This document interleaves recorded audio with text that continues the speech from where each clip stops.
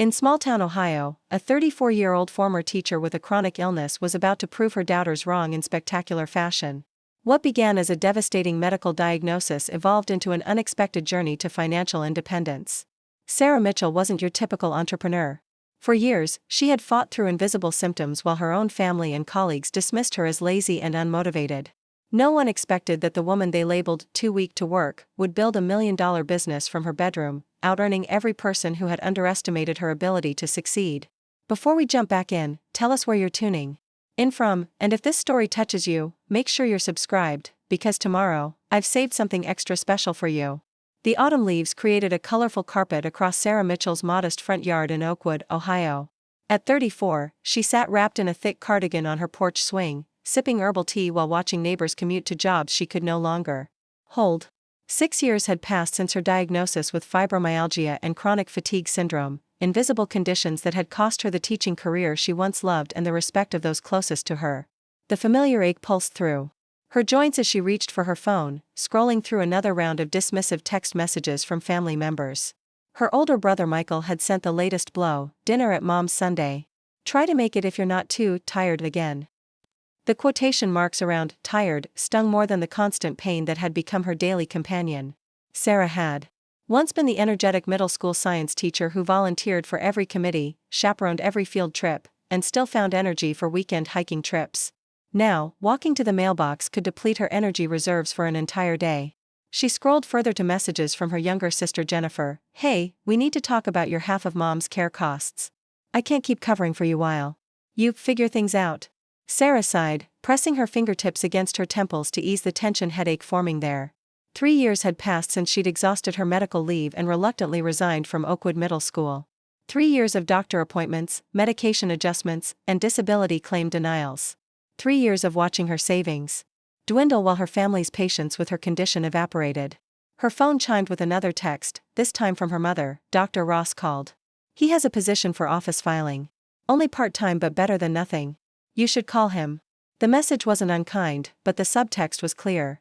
Her mother, like everyone else, believed Sarah just needed to try harder, push through the pain, stop making excuses. No one seemed to understand that Sarah wanted nothing more than to return to normal life, to contribute, to feel productive again. She set her mug down and opened her laptop, her one connection to a world beyond the limitations of her unpredictable body. The screen displayed the blog she'd started 2 years ago, The Invisible Journey, where she documented her experiences with chronic illness and the strategies she'd developed to manage symptoms. What had begun as personal therapy had slowly attracted readers facing similar challenges. A notification showed that her latest post about adaptive cooking techniques had received over 200 comments. Sarah scrolled through them, feeling a spark of purpose that had become increasingly rare. These strangers on the internet understood her struggles in ways her own family never had. One comment caught her attention: "Have you ever thought about turning your adaptive strategies into digital products? I'd pay for a comprehensive guide on managing a household with limited energy." Sarah stared at the comment, something stirring inside her. She'd never considered monetizing her blog. It had simply been a way to process her experiences and connect with others who understood. But the idea took root, whispering possibilities. Her phone rang, displaying her brother's name. Sarah hesitated before answering, already anticipating the conversation. "Hey, Michael." "Sarah, did you get Mom's message about the filing job?" Michael's voice carried the authoritative tone he'd adopted since their father's death, as if being the only son in the family automatically made him the decision-maker. "I did. I'm going to call Dr. Ross tomorrow." "Good. Look, I know you think I'm being harsh, but it's been 3 years. You can't just sit at home forever expecting everyone else to pick up the slack." Sarah closed her eyes, fighting the familiar urge to defend herself. She'd tried explaining the unpredictable nature of her condition countless times, how some days she could function almost normally while others left her unable to stand without dizziness overwhelming her. How the cognitive fog could make simple tasks like sorting papers feel impossible. How pushing beyond her energy limits could trigger flares that left her bedridden for days. "I'm not expecting anyone to pick up slack, Michael. I'm trying to figure out sustainable work I can do with my condition. Sarah, everyone gets tired. Everyone has aches and pains. The rest of us just push through it because we have responsibilities." The dismissal in his voice was nothing new, but it still cut deep. Michael, with his successful accounting practice, his perfect health, his inability to comprehend anything outside his own experience. "Did you need something else?" Sarah asked, her voice tight. "Actually, yes. The family wants to have a meeting. About your situation. Sunday after dinner at Mom's. Jennifer and I think it's time to discuss some tough love approaches." Preparing and narrating this story took us a lot of time, so if you are enjoying it, subscribe to our channel, it means a lot to us. Now back to the story. Sarah's stomach dropped. Tough love approaches? What does that even mean? It means, you've been enabled long enough. 3 years of this, whatever it is. We've all been patient, but you need to contribute. Jennifer's carrying the burden of Mom's care coordination, I'm helping financially, and you're doing what exactly? The injustice burned in Sarah's chest. She'd spent the last of her savings on medical treatments not covered by insurance. She'd applied for dozens of remote positions only to be rejected because of her employment gap or her inability to guarantee consistent working hours. She'd researched every possible accommodation and treatment option, becoming more knowledgeable about her conditions than most of the doctors she'd seen. "I'll be there," she said finally, her voice steadier than she felt. "But I'd appreciate it if you'd all do some basic research on chronic fatigue and fibromyalgia before the meeting. I'm tired of being the only one educating everyone." Michael's scoff was audible. "There's always some excuse, some article, some new condition. At some point, Sarah, you have to take responsibility for your life instead of expecting everyone else to understand your special circumstances." After he hung up, Sarah sat motionless, her brother's words echoing painfully. The worst part wasn't the criticism or even the disbelief, it was knowing that 3 years ago, she might have thought the same way about someone in her current situation. Before her diagnosis, she too had believed that success came to those who pushed hardest, that limitations were mostly psychological barriers to be overcome with sufficient willpower. Her former principal's words during her resignation meeting still haunted her, "Such a shame. You had such potential, Sarah. I always thought you'd be running the science department one day." The potential was still there, trapped inside a body that had betrayed her, waiting for a path forward that worked with her limitations rather than against them. She returned to the comment on her blog, reading it again. Digital products. Something she could create during her good hours, something that would generate income even during the bad days when getting out of bed felt impossible. Sarah opened a new document and began typing, listing everything she'd learned about managing life with chronic illness. Energy conservation techniques. Meal preparation strategies that required minimal standing. Organization systems for brain fog days. Advocacy. Scripts for medical appointments. The knowledge she'd accumulated through painful trial and error might actually be valuable to others just beginning their journey with chronic conditions. By evening, she had outlined 3 potential guides. The excitement of creation carried her through the pain, allowing her to work longer than usual. When she finally closed her laptop, a new sense of possibility had taken root alongside the anxiety about Sunday's family meeting. The Mitchell family home sat on Maple Street, a 2-story colonial that had housed 3 generations of their family. Sarah parked her second-hand Honda in the driveway, gathering both her strength and her resolve before making her way to the front door. Sunday dinner had once been her favorite family tradition. Now it felt like walking into an intervention. Her mother, Eleanor Mitchell, greeted her with a quick hug and an appraising look. "You're looking better today," she said, the surprise in her voice revealing her low expectations. "I'm having a good day," Sarah replied, the standard response that neither confirmed nor denied her mother's assessment. She'd learned that explaining the fluctuating nature of her symptoms only invited more skepticism. The dining room tableau was painfully familiar, Michael checking emails on his phone, his wife Diane arranging silverware with military precision, Jennifer corralling her 2 children while her husband Tom engaged in polite conversation with their mother. Normal family chaos that Sarah had once navigated effortlessly now overwhelmed her senses. "Aunt Sarah." 8-year-old Emma launched herself at Sarah, nearly knocking her off balance. "Mom said you're sick again. Are you going to die?" "Emma." Jennifer intervened, looking embarrassed. "That's not what I said at all." Sarah crouched to her niece's level, ignoring the protest. From her knees. "I'm not going to die, sweetie. I just have a condition that makes me extra tired sometimes. Like when I have to take naps?" "Sort of, except my naps don't always make the tired go away." Michael cleared his throat. "Speaking of which, did you call Dr. Ross about that filing position?" Sarah stood carefully, the room tilting slightly before stabilizing. "I did. It's only 10 hours a week, and unfortunately, the schedule isn't flexible. The hours are when he needs someone physically present to handle patient files. And that's a problem because..." Michael's tone suggested he already knew her answer and had dismissed it. Because I can't guarantee which days will be good days. I could commit to the schedule and then have 3 bad days in a row where I can't get out of bed. Jennifer sighed dramatically as she placed a casserole on the table. There's always something, isn't there? The comment stung, but Sarah had come prepared for this conversation. Actually, I've been working on something else. I'm developing digital guides based on my blog content. There's apparently a market for the strategies I've developed for managing life with chronic conditions. The silence that followed was broken by Michael's dismissive laugh. You're going to sell advice on how to be sick? That's your big plan? Sarah felt heat rise to her face. I'm going to sell expertise on navigating a difficult situation that millions of people face. My blog already has over 10,000 monthly readers. People find value in what I share. Honey, her mother interjected, placing a hand on Sarah's arm, we just want you to have reliable income. These internet things are so unpredictable. And honestly, Jennifer added, serving mashed potatoes with unnecessary force, don't you think it's a little inappropriate to profit from being ill? It feels like you're just finding another way to center your entire identity around your condition. Sarah looked around the table at the family who had known her all her life yet somehow couldn't see her clearly anymore. They saw only what she couldn't do, not what she could. They measured her against the person she had been rather than recognizing who she was becoming. You all think I enjoy this? Her voice remained calm despite the emotion building in her chest. You think I prefer sitting at home alone instead of teaching the job I loved? You think I enjoy watching my savings disappear while applying for jobs I know I'll have to quit when my symptoms flare? No one's saying that, Michael countered. We're saying it's time to push through it. Everyone has challenges.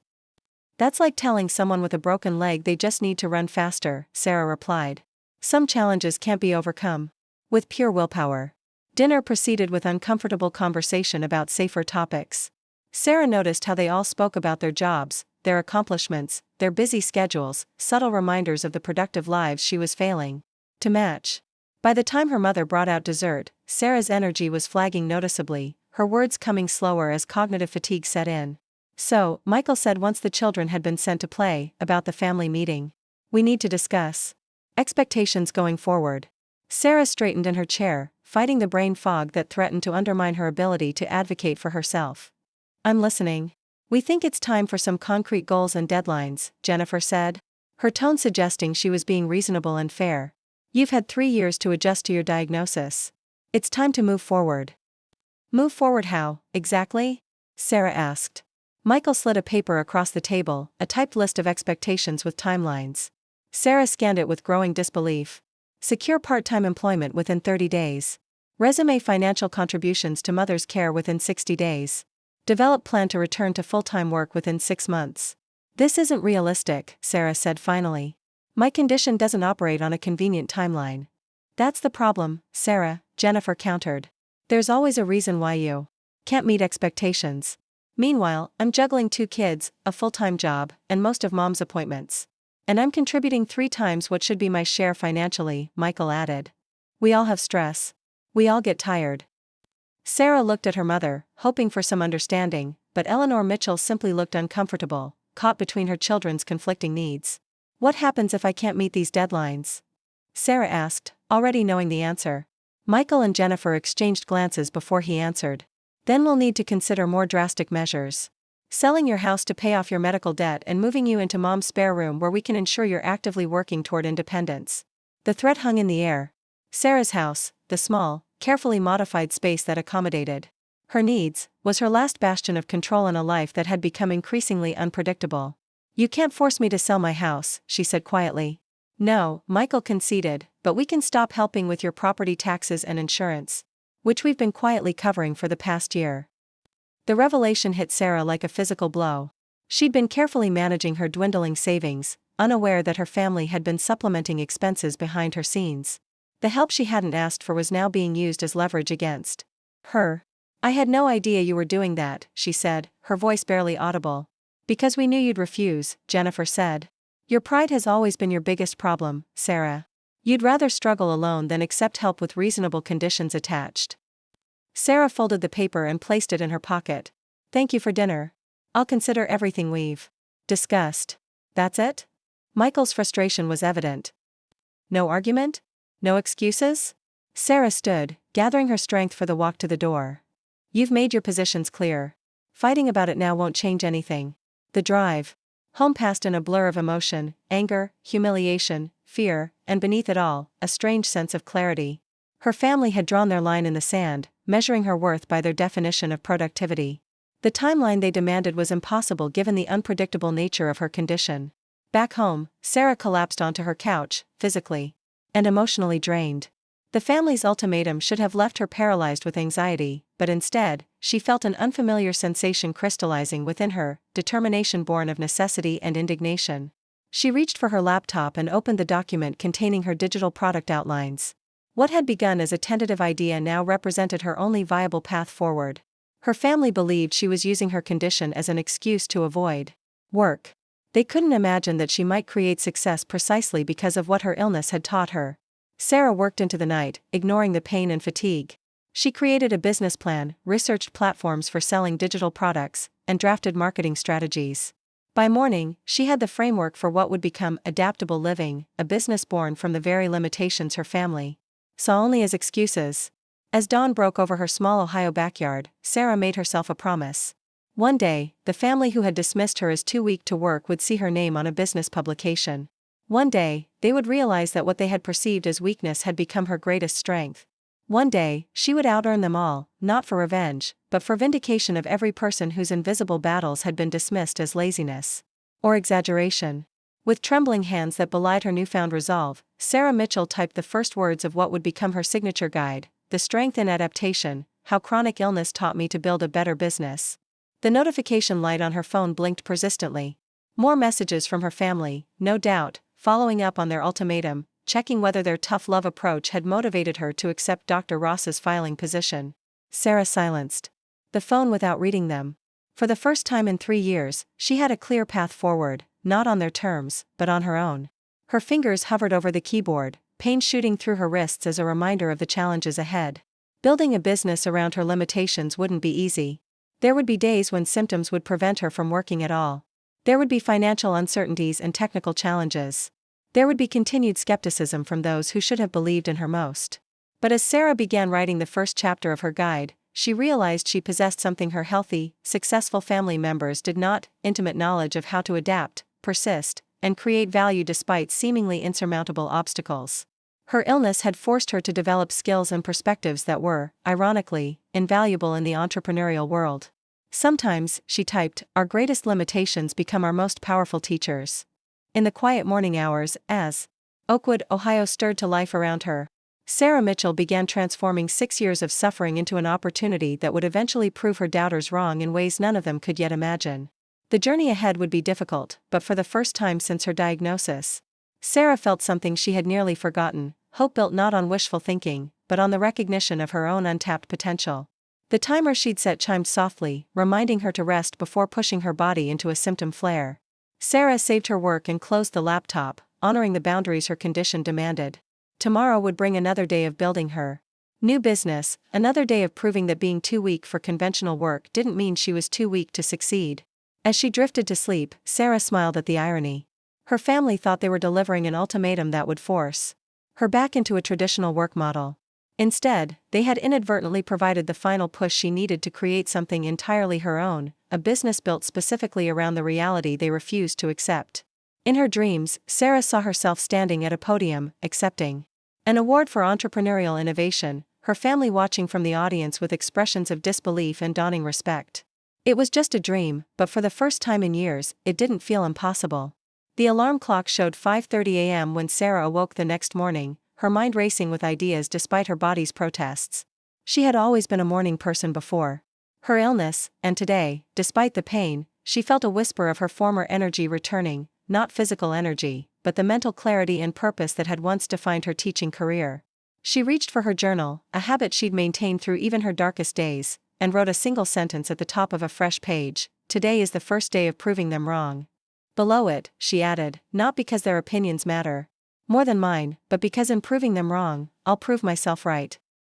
The journey ahead would test every ounce of her remaining strength, but Sarah Mitchell was finally ready to show the world, and her doubting family, exactly what too weak to work really looked like when channeled into creating something new. 3 weeks had passed since the family dinner ultimatum, and Sarah Mitchell sat at her kitchen table, surrounded by the early fruits of her new business venture. Her laptop screen displayed the final version of her first digital guide, Adaptive Productivity, Working Smarter, Not Harder with Chronic Illness. The document represented countless hours of work squeezed between symptom flares, doctor appointments, and the ever-present fatigue that colored her days. She took a deep breath and clicked Publish on the e-commerce platform she'd chosen for her products. The guide was priced at $27, a figure that had required her to overcome significant imposter syndrome. Who was she to charge for information? Yet her research into similar products had confirmed that her comprehensive approach offered unique value in the marketplace. Her phone buzzed with a text from Michael. Mom's retirement account meeting is tomorrow. Will you be attending or should we make decisions without you again? The passive-aggressive tone was typical of their recent communications. Sarah had not agreed to their ultimatum timeline, which had resulted in increasingly tense exchanges. She typed back a simple response, I'll be there. 2 p.m. at Fidelity, correct? Attending would require careful energy management. She would need to rest today, minimize morning activities tomorrow, and likely spend the following day recovering. But showing up mattered, both to support her mother and to demonstrate that she wasn't abdicating family responsibilities while pursuing her business. Sarah checked her new business email account and found 3 messages from blog readers asking when her guide would be available. The small vote of confidence boosted her spirits as she crafted responses and included the newly active purchase link. By evening, she had made her first 2 sales. The notification emails might have seemed insignificant to most entrepreneurs, but to Sarah, they represented validation of a crucial hypothesis. Her knowledge and experience had monetary value. People were willing to pay for the systems and strategies she'd developed through years of painful trial and error. She posted an announcement on her blog, trying to contain her excitement within professional boundaries. Then she allowed herself a small celebration, ordering takeout from her favorite restaurant and watching an episode of her favorite show before the fatigue overcame her. The following day, Sarah arrived at the Fidelity office 10 minutes early, having carefully managed her limited energy to ensure she could participate fully in the meeting. She dressed professionally, another calculated energy expenditure, knowing that her appearance often influenced how seriously her family took her contributions. Michael arrived with their mother, his expression registering surprise at Sarah's presence. You made it, he said, the words carrying an undercurrent of this time that Sarah chose to ignore. I said I would, she replied simply. Jennifer hurried in moments before the scheduled start time, looking harried as she dropped into the last chair. Sorry, client emergency. Did I miss anything? The financial advisor, Mr. Peterson, guided them through options for restructuring Eleanor's retirement accounts. Sarah listened attentively, asking pointed questions about risk levels and withdrawal strategies that clearly surprised her siblings. You've done your research, Mr. Peterson commented after Sarah inquired about specific tax implications. I've had time to read, Sarah replied with a small smile. One advantage of my situation. When the discussion turned to the monthly budget Eleanor would need in retirement, Michael automatically took charge. Mom needs at least $3,500 a month to maintain her quality of life. Between her pension and Social Security, we're looking at around $2,800, so there's a $700 gap we need to address. Which Michael and I have been covering, Jennifer added pointedly, glancing at Sarah. Sarah maintained her composure. I understand that, and I appreciate what you've both been doing. I'm working on being able to contribute my share. Michael's expression made clear his skepticism. With your internet business? Mom needs reliable support, not wishful thinking. It's not wishful thinking, Sarah countered. I launched my first product yesterday and have already made sales. How many sales? 2? 3? Jennifer's dismissive tone stung. Mom needs consistent income she can count on, not occasional windfall dollars when someone feels sorry enough to buy your advice. The financial advisor shifted uncomfortably. Perhaps we should focus on the investment allocations for now. As the meeting continued, Sarah remained engaged despite the growing fatigue and pain that signaled she'd soon need to rest. By the time they finished, her hands trembled slightly and speech was becoming more difficult, familiar signs that she was approaching her energy limits. I'm heading back to work, Jennifer announced as they exited the building. Michael, are you still looking at those assisted living options for when the time comes? Planning to tour 2 facilities next week, he confirmed. Sarah looked between them. Assisted living? Mom doesn't need assisted living. Eleanor touched Sarah's arm gently. It's just preliminary research, dear. For years down the road. But Sarah recognized the familiar pattern, decisions being made without her input, plans advancing without her knowledge. I'd like to be included in those tours, she said firmly.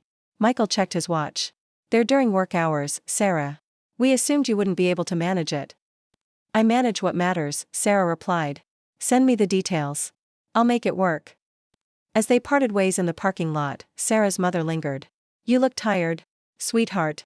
Are you sure you're not pushing yourself too hard with this new business idea? I'm tired because I paced myself to be fully present for this meeting, Sarah explained. And yes, building a business while managing my condition is challenging, but it's also the first thing that's given me real purpose in years. Eleanor's expression softened. I just don't want you to be disappointed if it doesn't work out. Your brother and sister mean well, you know. They worry about you. They don't trust me, Sarah corrected gently. There's a difference. But I'm going to show all of you that I can contribute in my own way, on my own terms. The drive home taxed her remaining energy reserves. By the time Sarah reached her front door, the familiar fog had descended over her thoughts, and her muscles protested every movement. She managed to change into comfortable clothes before collapsing onto her bed, setting an alarm to ensure she wouldn't sleep through the entire evening.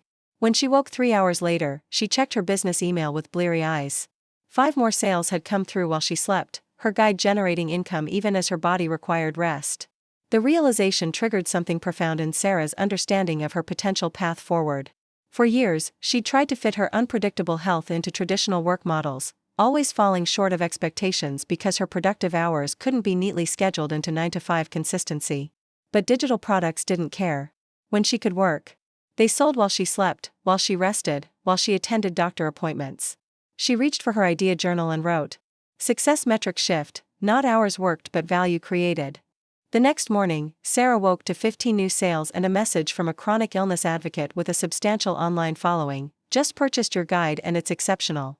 Would you be interested in being interviewed for my podcast about adaptive entrepreneurship? The opportunity was both exciting and terrifying. Public speaking had once been second nature to Sarah during her teaching career, but years of isolation had eroded her confidence.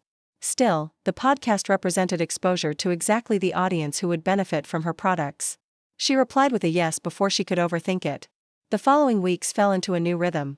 Sarah worked during her good hours, rested without guilt during her bad ones, and watched with growing amazement as her first product continued to sell. She developed a second guide focused on managing medical care and advocating effectively in healthcare settings. The podcast interview led to guest posting opportunities on established chronic illness websites, each expanding her reach. 2 months after launching her business, Sarah's phone rang with a call from Jennifer. "Hey," her sister began, sounding uncharacteristically hesitant. "Do you have a minute?" "Sure," Sarah replied, setting aside the outline for her third digital product. "Is everything okay? I just wanted to check in. We haven't really talked since Mom's financial meeting." The artificial casualness in Jennifer's tone made Sarah instantly wary. "I've been focused on building my business. It's going well, actually." "That's good." Jennifer paused. "Listen, Michael and I were talking, and we realized the 30-day deadline we gave you was probably unrealistic. We're willing to extend it."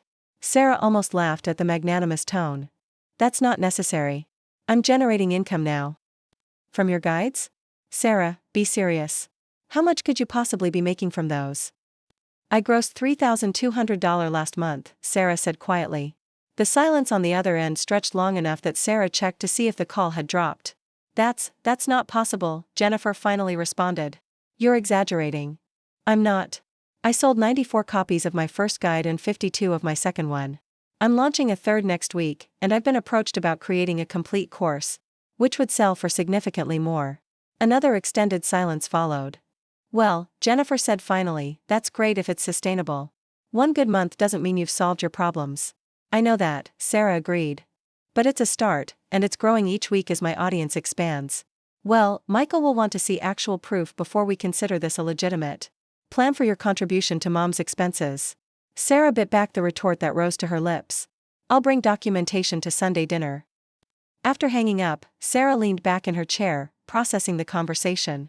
The dismissal still stung, but something had shifted. For the first time, she'd been able to counter their doubts with concrete results. Not promises or plans, but actual revenue figures that exceeded what she would have earned at Dr. Ross's part-time filing job. Sunday dinner arrived with a tension that even Eleanor's famous pot roast couldn't dispel. Sarah brought printed reports showing her business growth, including revenue projections based on her current trajectory. She'd spent hours preparing the Documentation, knowing her family would scrutinize every detail for weaknesses. So, Michael said after dinner, examining the reports with the critical eye of an accountant, you've had 2 decent months. That's a good start, but hardly proof of a sustainable business model. Actually, Sarah countered, the growth curve is significant. My revenue increased by 38% from month 1 to month 2. Even with conservative projections, I should clear $5,000 next month. Jennifer looked up sharply. $5,000? That's more than I make at the real estate office. It's digital product scaling, Sarah explained. Once created, each product continues generating revenue with minimal additional input. My upcoming course should accelerate growth further. And you're doing all this while managing your condition? Her mother's question held genuine curiosity rather than the usual skepticism. That's actually the key, Sarah said. I built the business specifically around my limitations. I work when I'm able, create systems that function without my constant attention, and leverage technology to handle tasks that would drain my energy. Michael's expression remained doubtful. It still seems precarious. What happens during your bad weeks? The business continues operating, Sarah explained. That's the beauty of digital products and automated systems. Unlike traditional employment, my income isn't directly tied to hours worked. I have to admit, her mother said, you look better than you have in years. More, alive somehow. Sarah smiled, recognizing the truth in her mother's observation. The dark circles under her eyes hadn't disappeared, nor had the pain that remained her constant companion. But purpose had returned to her expression, confidence to her voice.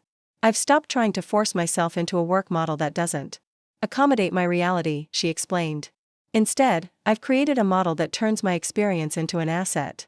And these people, Michael gestured at the customer testimonials Sarah had included, they actually pay for advice about being sick. They pay for strategies to thrive despite limitations, Sarah corrected. There are millions of people managing chronic conditions while trying to build meaningful lives. They're an underserved market because most business advice assumes consistent health and energy. For the first time, Sarah saw a flicker of genuine interest in her brother's expression. The accountant in him couldn't entirely dismiss numbers. That exceeded his expectations. I'm planning to form an LLC next month, Sarah continued. I've already spoken with a business attorney who specializes in digital entrepreneurship. An LLC? Jennifer repeated. That's real. Yes, Sarah agreed. It is real. I'd appreciate if you'd all start treating it that way. The conversation shifted, a subtle change in dynamics as her family began asking questions that assumed success rather than failure. How would she handle taxes? Had she considered hiring virtual assistants for administrative tasks? Was she protecting her intellectual property? Sarah answered each question with the confidence of someone who had thoroughly researched her path forward. The dismissive attitudes hadn't completely disappeared, but they'd been undermined by evidence they couldn't easily disregard. As Sarah prepared to leave, her mother hugged her more tightly than usual. I'm proud of you, Eleanor whispered, for finding your way forward. The simple acknowledgement brought unexpected tears to Sarah's eyes. Thank you, Mom. Michael approached. As Sarah collected her materials. The numbers are impressive for a startup, he admitted reluctantly. If you maintain this growth for another quarter, I'll help you optimize your business structure for tax purposes. It wasn't quite an apology for his dismissal, but from Michael, it represented significant concession. I'd appreciate that, Sarah replied, accepting the olive branch for what it was. Jennifer remained more skeptical, but even she had stopped referring to Sarah's business as a hobby or project. The drive home felt different than her journey after the ultimatum dinner. Where that night had been fueled by defiance and necessity, tonight carried the quiet satisfaction of first vindication. Her family hadn't fully converted to believers, but she'd created enough doubt in their certainty to earn temporary reprieve. Back home, Sarah opened her laptop to find an email that momentarily stopped her breath. The subject line read, Speaking Opportunity, Ohio Women Entrepreneurs Conference. The message invited her to present at a regional business conference, specifically on the topic of adaptive entrepreneurship and creating business models that accommodated health limitations. The opportunity would put her in front of potential customers, collaborators, and investors who might help scale her business beyond her current trajectory. It would also put her on the same professional stage as Jennifer, who had spoken at the conference the previous year about women in real estate. Sarah's finger hovered over the reply button as competing emotions warred within her. Part of her, the part still wounded by years of dismissal and judgment, wanted to accept immediately and ensure her sister received the announcement. Another part hesitated, questioning whether she was ready for such public exposure of both her business and the condition she'd spent years downplaying. She closed the laptop without responding, deciding to sleep on the decision rather than react from emotion. The opportunity wasn't about proving her family wrong anymore. It was about advancing a business that had begun to feel like her calling rather than just her salvation. As she prepared for bed, Sarah realized something fundamental had shifted. In her mindset. For 3 years, she defined herself by what her illness had taken from her teaching career, her physical capabilities, her financial security. Now she was beginning to define herself by what she was building, by the value she was creating precisely because of her experience with limitation. Her phone chimed with a notification from her business account. Another sale, another person. Finding value in her hard-won wisdom. Sarah smiled as she switched off the light. Her family had told her she was too weak to work in their world. They hadn't considered she might build a different world entirely, one where her supposed weaknesses became her greatest strengths. Tomorrow would bring another day of balancing symptom management with business growth. There would still be challenging conversations with family members who might never fully understand her reality. There would be physical setbacks and business obstacles to navigate. But for the first time in years, Sarah Mitchell fell asleep without the weight of others' disapproval defining her worth. She was proving them wrong not through argument but through achievement, not by becoming who they thought she should be, but by becoming more fully who she already was. 6 months into her entrepreneurial journey, Sarah Mitchell stood backstage at the Ohio Women Entrepreneurs Conference, her heart racing as she reviewed her presentation notes one final time. The journey from her bedroom business to this professional stage had been more rapid than she could have imagined, fueled by a growing audience hungry for her unique perspective on building success around limitations rather than despite them. 5 minutes, Ms. Mitchell, the event coordinator said, handing her a wireless microphone. The room is packed, by the way. We had to bring in extra chairs. Sarah nodded, taking a deep breath to center herself. She'd spent the previous day resting, carefully preserving her energy for this moment. Even so, pain radiated through her joints, and the familiar fog threatened the edges of her consciousness. But she had prepared for this, developed strategies for presenting even during symptom flares. From her position, she could see the audience filling the seats. In the third row sat her mother, looking proud and slightly anxious. Beside Eleanor was Michael, his expression unreadable but his presence significant. He'd rearranged client meetings to attend. Jennifer was notably absent, having claimed a scheduling conflict when she learned Sarah would be speaking. And now, the conference host announced, "I'm excited to introduce Sarah Mitchell, founder of Adaptable Living and creator of the Chronic Resilience Method." Sarah has built a 6-figure business in just 6 months while managing chronic illness, proving that entrepreneurship can thrive within limitations. Please welcome Sarah Mitchell. The applause carried Sarah onto the stage, adrenaline temporarily masking her symptoms as she took her position at the podium. "Thank you all for being here," she began, her voice steadier than she felt.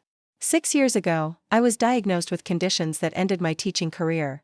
3 years ago, my family held what I now affectionately call an intervention where they told me I was too weak to work and needed to stop making excuses. A knowing chuckle rippled through the audience. They weren't entirely wrong, Sarah continued. I was too weak for traditional employment. But they failed to consider that traditional employment isn't the only path to contribution and success. For the next 30 minutes, Sarah shared her journey from isolated patient to successful entrepreneur. She outlined the chronic resilience method she'd developed, a business framework specifically designed for entrepreneurs with health limitations. She revealed how she'd turned her greatest challenges into market differentiators. When you can't rely on consistent energy, she explained, you become masterful at creating systems and automations. When you can't work traditional hours, you become innovative in how you deliver value. When your capacity fluctuates, you become strategic about where you invest your limited resources. As she spoke, Sarah noticed Michael leaning forward in his seat, his expression transitioning from polite attention to genuine interest. Her mother dabbed at tears, smiling encouragingly whenever Sarah glanced her way. Last month, Adaptable Living crossed $25,000 in monthly revenue, Sarah said, still amazed by the figure herself. More importantly, we've helped over 2,000 people with chronic conditions build income streams that accommodate their realities rather than fighting against them. The applause that followed her presentation was thunderous. As Sarah fielded questions from the audience, she noticed a familiar face slipping into the back of the room. Jennifer had arrived after all, standing against the wall with an expression Sarah couldn't quite decipher. After the formal session ended, a line formed of attendees wanting to speak with her personally. Sarah sat to conserve energy, accepting business cards and briefly connecting with each person while monitoring her declining stamina. You need to rest, her mother said, appearing at her side after the crowd had thinned. You're getting pale. Just a few more minutes, Sarah replied, grateful for Eleanor's understanding of her limits. Michael approached, hands in his pockets. That was impressive, he said, the admission clearly difficult for him. Your revenue projections weren't exaggerated. Actually, I've exceeded them, Sarah replied. The course launch was more successful than anticipated. Michael nodded, processing this information with the careful consideration of someone adjusting a fundamental assumption. I've been looking at your website. Your systems are solid, but your tax structure could be optimized. If you're interested, I could. I would appreciate that, Sarah interrupted, accepting the peace offering for what it was. The conversation was interrupted by Jennifer's arrival. Sorry, I missed most of your talk, she said, not sounding particularly sorry. Client emergency. I understand, Sarah replied, choosing diplomacy over confrontation. Work obligations come first. You seem to be doing well with your business. Jennifer's hesitation before the word business revealed she still wasn't entirely convinced of its legitimacy. It's growing faster than I can manage alone, Sarah admitted. I'm interviewing virtual assistants next week.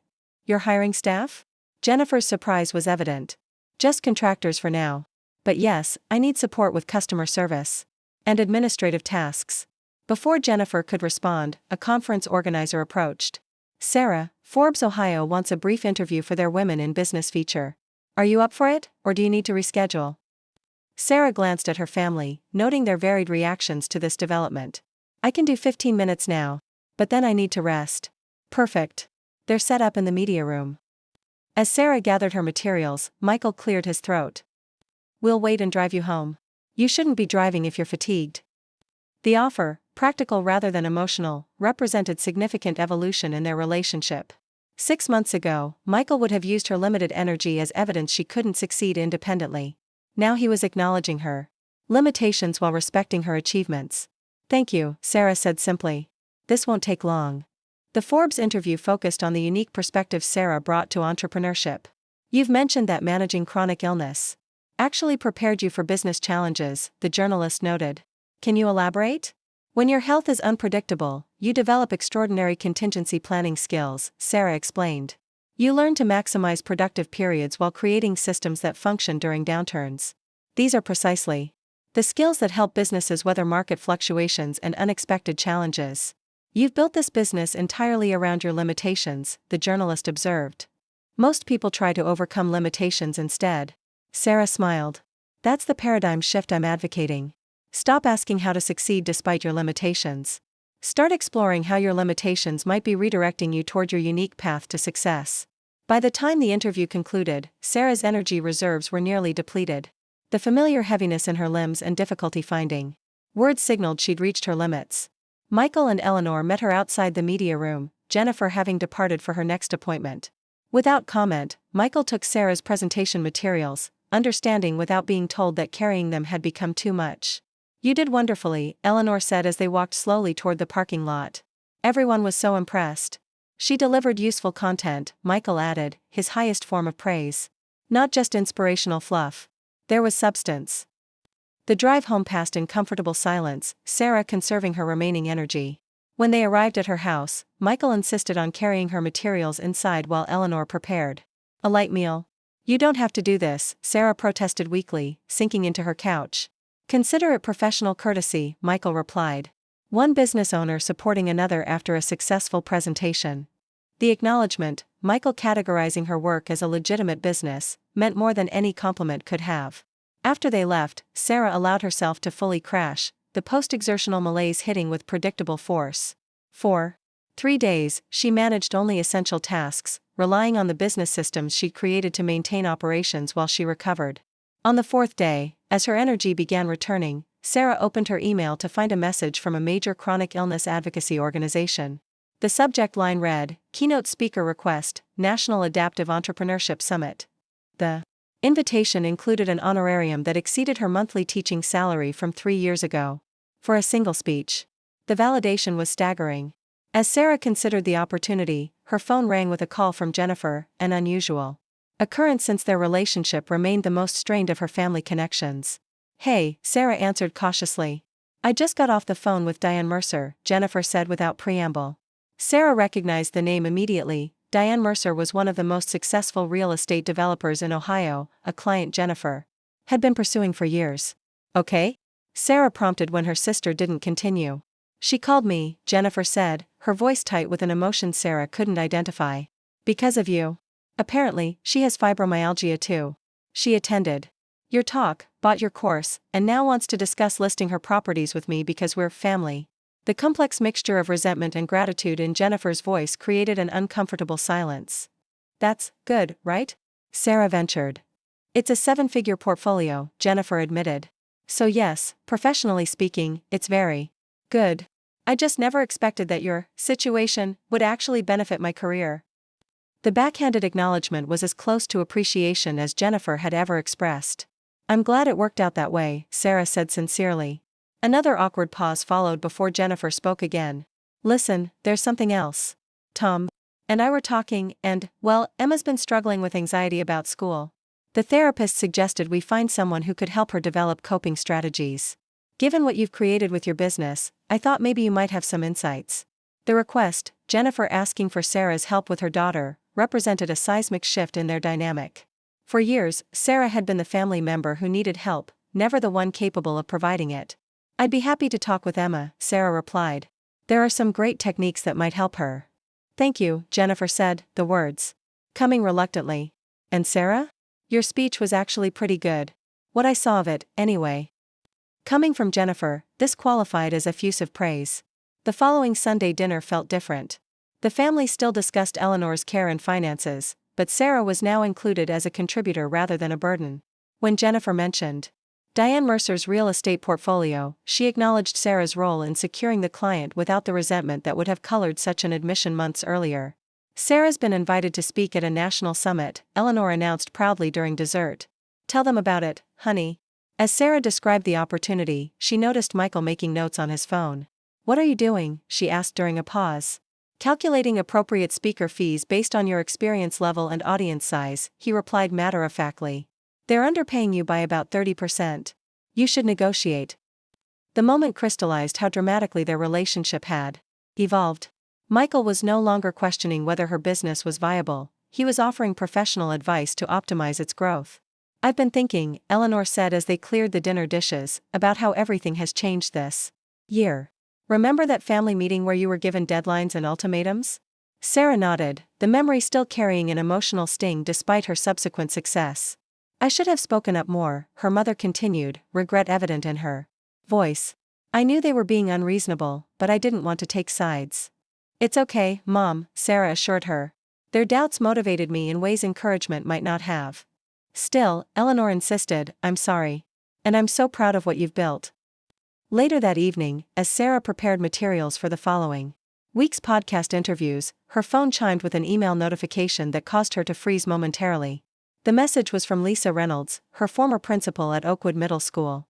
The subject line read, Entrepreneurship Workshop for Teachers? Sarah opened it with a mixture of curiosity and trepidation. The email was brief but impactful. Sarah, I've been following your remarkable success with adaptable living. Would you consider developing a workshop for our teachers on entrepreneurship as alternative income? Many are struggling financially on teaching salaries. Your perspective would be invaluable. We would compensate you at our professional development rate. The invitation represented a perfect full-circle moment, returning to the school that had once been unable to accommodate her health limitations, not as a teacher begging for accommodation, but as a successful entrepreneur being paid to share her expertise. Sarah drafted a careful response, accepting the invitation while proposing a more comprehensive program than what Lisa had initially suggested. She included her standard speaking fee, now adjusted based on Michael's calculations, with a professional discount offered as courtesy to her former workplace. As she pressed send, Sarah reflected on the irony. When she'd resigned from teaching, Lisa had expressed regret about her unfulfilled potential. Neither of them could have imagined that Sarah would return 3 years later having achieved more professional success than she had ever managed in the traditional workplace. The following week brought another significant milestone. Sarah's accountant, not Michael, but a specialist in digital businesses he had recommended, confirmed that adaptable living had crossed $150,000 in revenue for the year, with 6 weeks still remaining. You've out-earned your teaching salary. More than threefold, the accountant noted. And your profit margins are exceptional for a new business, nearly 70%. Sarah sat with this information, allowing its significance to fully register. She had not only proven she could work despite her health limitations, she had created more value and generated more income than she ever had when healthy. That evening, she called her mother with a proposal. "I'd like to increase my contribution to your care fund," she said. "I can comfortably cover 40% now instead of the equal thirds we discussed." Eleanor's surprise was evident. "Honey, that's not necessary. Michael and Jennifer have systems in place already." "I know," Sarah replied. "But I can afford it now, and I want to contribute at a level that reflects my current income, not the limited resources they assumed I'd always have." The gesture wasn't about proving a point. It was about honoring her own desire to support her mother generously now that she had the means to do so. The news traveled quickly through the family network. Jennifer called the next day, her tone carefully neutral. "Mom says you're increasing your contribution?" "Yes," Sarah confirmed. "My business is doing well enough that I can cover a larger percentage." "I see." Jennifer paused. "That's generous of you."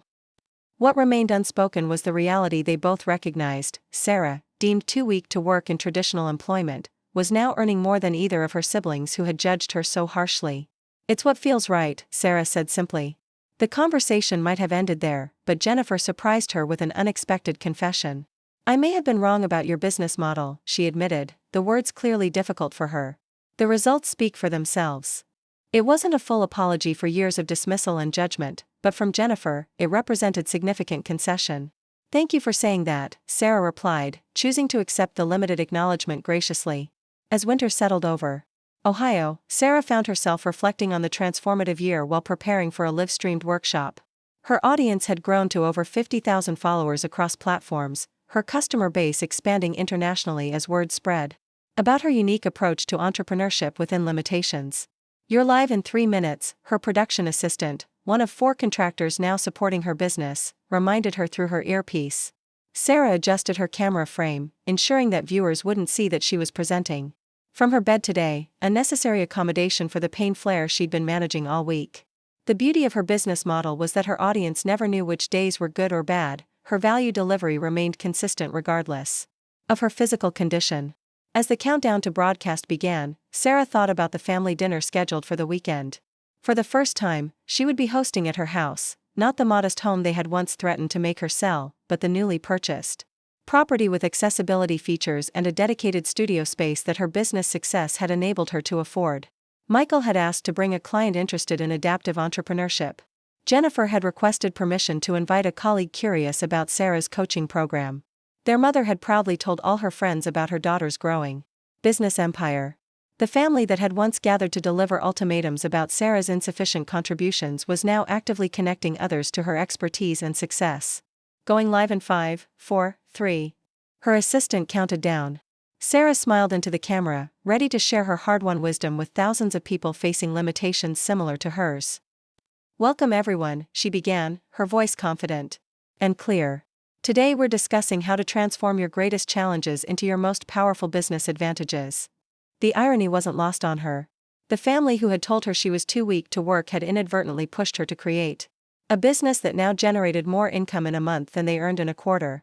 Their doubt had become the catalyst for her greatest success. As Sarah engaged with viewers from around the world, she silently thanked her family for the gift of their underestimation. In trying to force her into their definition of productivity, they had ultimately liberated her to discover a far more powerful version of herself, one who succeeded not despite limitations, but because of the unique perspective those limitations had forged.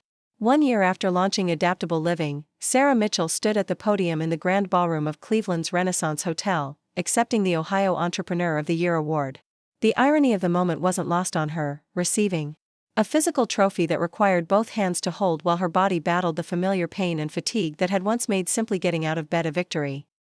"Thank you for this incredible honor," she began, her voice steady despite her racing heart. "When I started this journey, success wasn't measured in revenue milestones or industry recognition. Success was creating work that accommodated my reality, rather than denied it." The audience of 500 business leaders, investors, and media representatives listened with rapt attention. In the front row sat her mother, beaming with pride. Beside Eleanor were Michael and Jennifer, their expressions a complex mixture of admiration and lingering disbelief at their sister's meteoric rise. "Many of you know that Adaptable Living began after my family held what they called an intervention," Sarah continued, a knowing chuckle rippling through the audience who had heard this origin story in previous interviews. They believed I was too weak to work, too limited to contribute meaningfully. They gave me deadlines and ultimatums, convinced that traditional employment was the only legitimate path to productivity. Sarah paused, making eye contact with her siblings.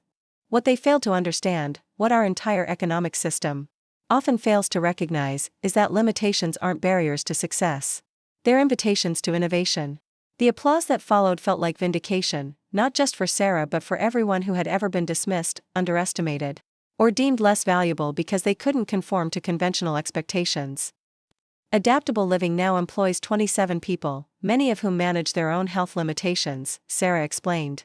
We've generated over $2.8 million in revenue in our first year, helped more than 15,000 people create sustainable income within their unique constraints, and pioneered business models that prioritize value creation over hours worked. As Sarah concluded her acceptance speech, she looked directly at Michael and Jennifer. I want to thank my family, whose skepticism became the fuel for my determination. Sometimes the greatest gift others can give us is the opportunity to prove them wrong. The standing ovation that followed carried emotional weight beyond professional recognition. When Sarah returned to her table, her mother embraced her with tears streaming down her face. I always knew you were remarkable, Eleanor whispered. But you've exceeded even my wildest hopes for you. Michael shook her hand formally, still more comfortable with professional acknowledgement than emotional expression. Your profit margins this quarter were exceptional, he said, which from him translated to profound admiration. Jennifer's reaction was more surprising. I was wrong about you, she admitted without qualification, the first time she had fully acknowledged her misjudgment. What you've built is extraordinary. The moment represented a milestone in their evolving relationship, Jennifer offering genuine respect rather than reluctant acknowledgement. After the ceremony, as photographers captured images of Sarah with her award, the event organizer approached with an excited expression. Sarah, there's someone who specifically asked to meet you. She rarely attends these functions, so this is quite unusual. The woman who stepped forward was immediately recognizable, Elaine Porter, founder of Porter Industries and one of the wealthiest self-made women in the Midwest. At 72, she remained a formidable presence in business circles, known for both her sharp investment instincts and her selective mentorship of emerging entrepreneurs. Ms. Mitchell, Elaine said, extending her hand. Your speech resonated with me. I'd like to discuss potential opportunities if you're open to conversation. Sarah felt a momentary disconnect between her former reality and present circumstances. 2 years ago, she had been fighting for basic legitimacy in her family's eyes.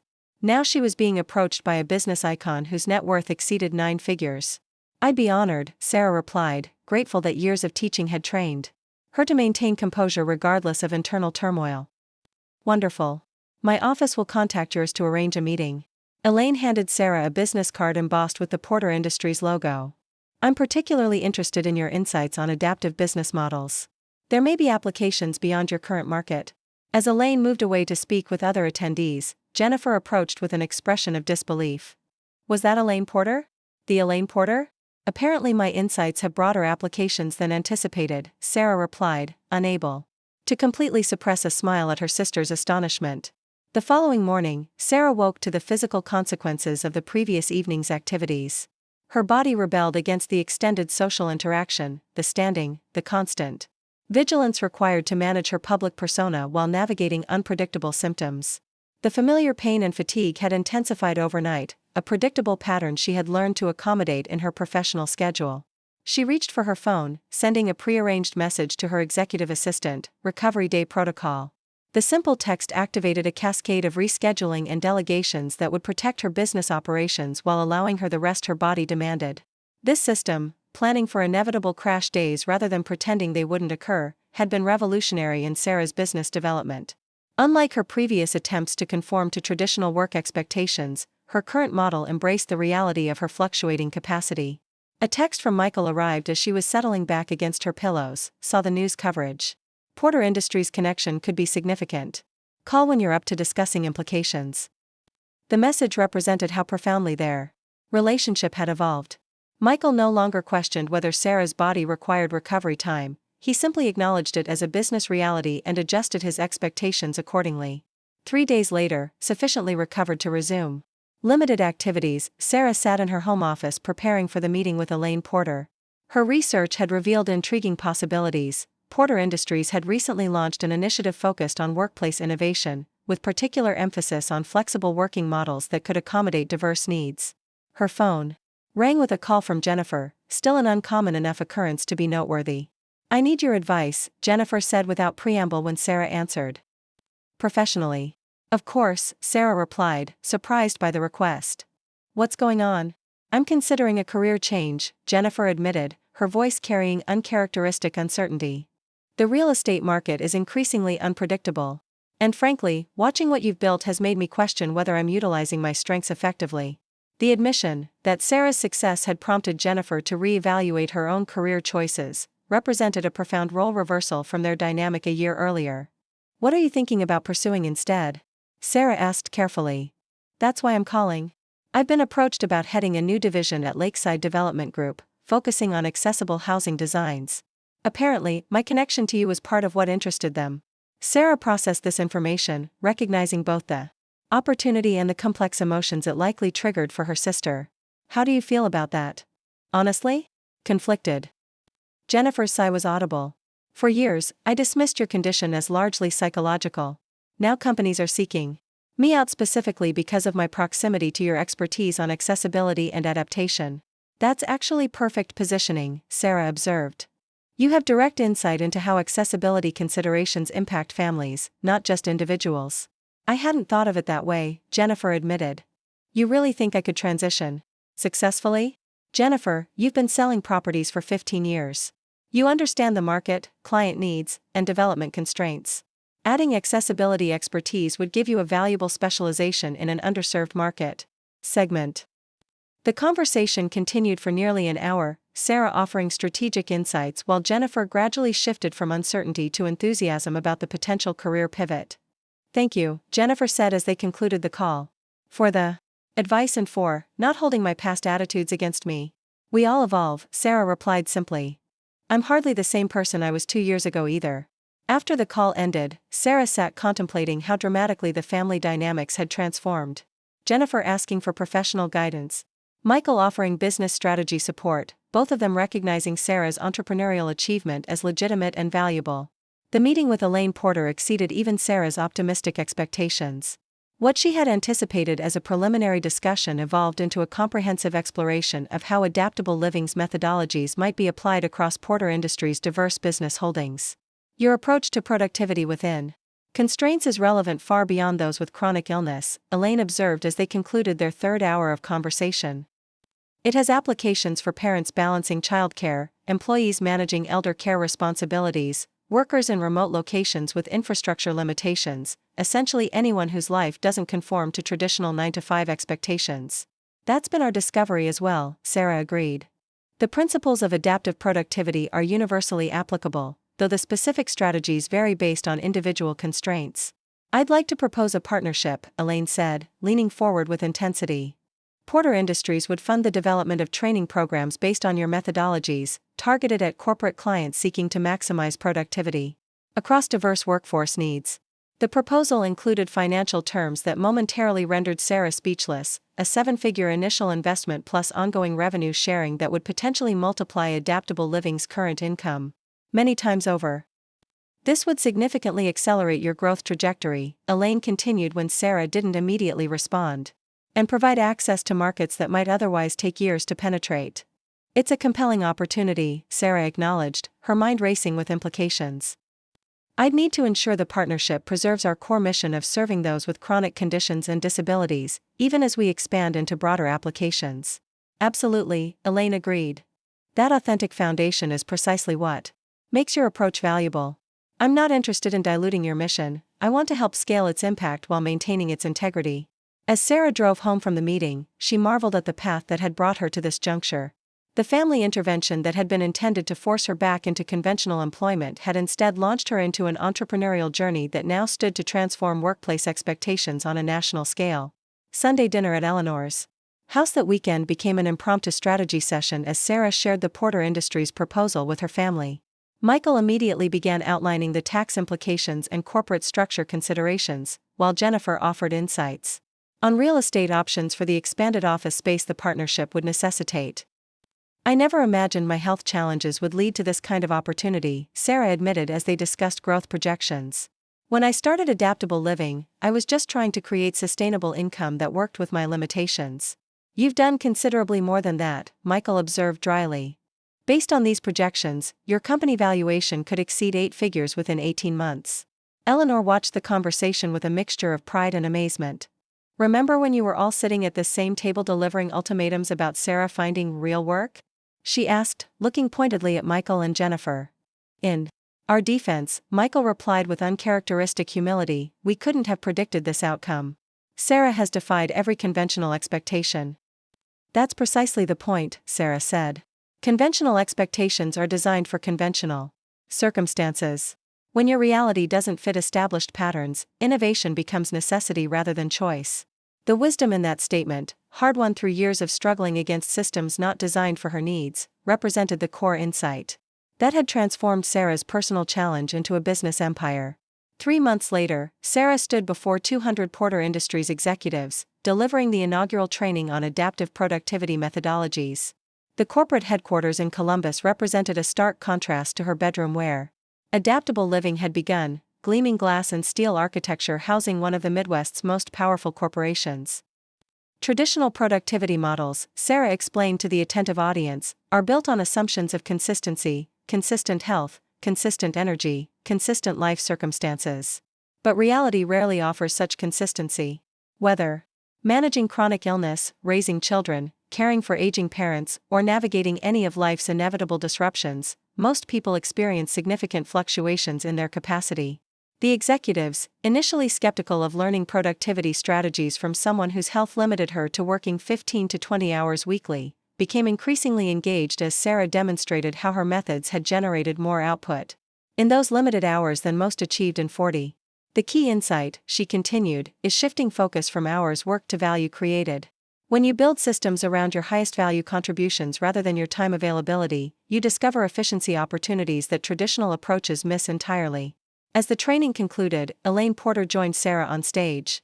What you've witnessed today, she told her executive team, represents the future of work. Not accommodation as charity, but adaptation as competitive advantage. The applause that followed felt like vindication of Sarah's core belief that limitations, when properly leveraged, could become catalysts for innovation rather than barriers to success. That evening, Sarah hosted a small gathering at her new home, a modernized farmhouse on 5 acres outside Oakwood, designed specifically to accommodate her health needs while providing space for her expanding business operations. The property included a separate guest house where Eleanor had recently moved, allowing Sarah to support her mother's aging needs while maintaining independence for both of them.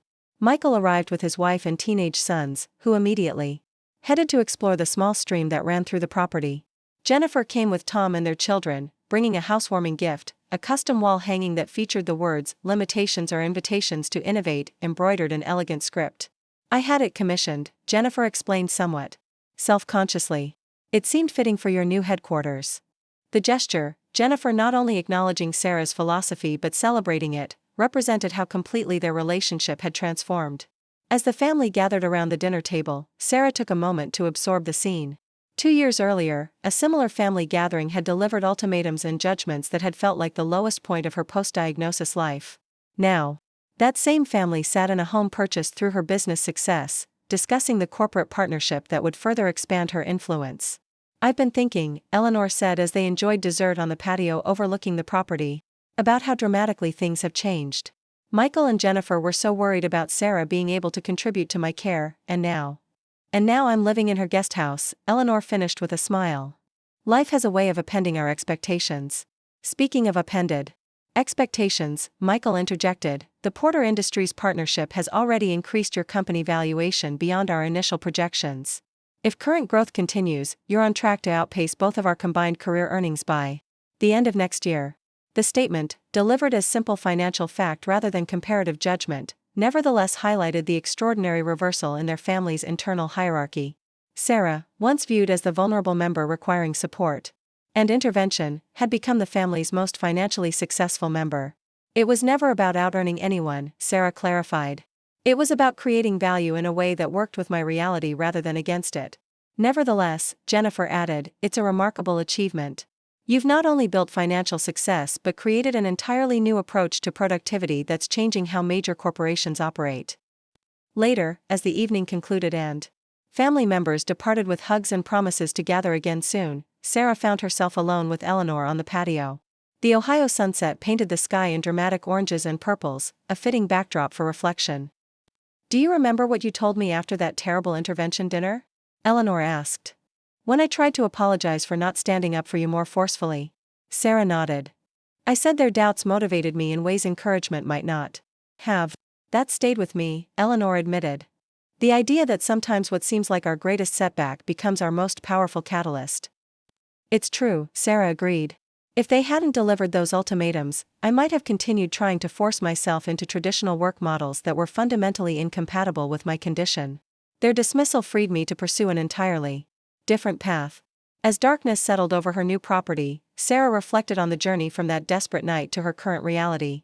The family who had once judged her as too weak to work now celebrated her entrepreneurial achievements. The limitations they had seen as excuses had become the foundation of her business philosophy. The ultimatum designed to force her into conventional productivity had instead liberated her to pioneer an approach that now influenced corporate policies nationwide. Sarah Mitchell had not simply proven her family wrong about her capacity to contribute meaningfully despite her health limitations. She had transformed their understanding of what meaningful contribution could look like, expanding their conception of productivity beyond conventional metrics of hours worked to encompass the more nuanced reality of value created. As lights came on in Eleanor's guest house across the property, Sarah smiled at the symmetry of their situation. The mother who had once worried about providing for her chronically ill daughter now lived comfortably on property that daughter's success had purchased. The siblings who had questioned whether Sarah could contribute to family expenses now consulted her on investment strategies for their own financial planning. The ultimate vindication wasn't in outearning those who had doubted her, though the financial milestones provided measurable evidence of her success. The true victory lay in creating an entirely new model of achievement, one that embraced adaptation rather than overcoming, that valued innovation within constraints rather than denying limitations existed. As Sarah prepared for bed that night, managing her evening medication routine that remained a necessary reality despite her professional achievements, she received a text from a course participant she had personally mentored. "Just crossed $10,000 monthly revenue with my adaptive business. 2 years ago, I was considering disability because traditional employment couldn't accommodate my MS. Thank you for showing me another way forward." This message, one of dozens she received weekly, represented the real impact of Sarah's journey. Beyond the corporate partnerships, beyond the financial milestones, beyond proving her family wrong, she had created a pathway for others facing similar challenges. She had transformed her personal struggle into a business model that was liberating thousands from the false choice between health and productivity. The family that had once told Sarah Mitchell she was too weak to work had inadvertently launched her toward her greatest strength, the ability to reimagine success on her own terms and create a business empire precisely because of the limitations they had seen only as barriers.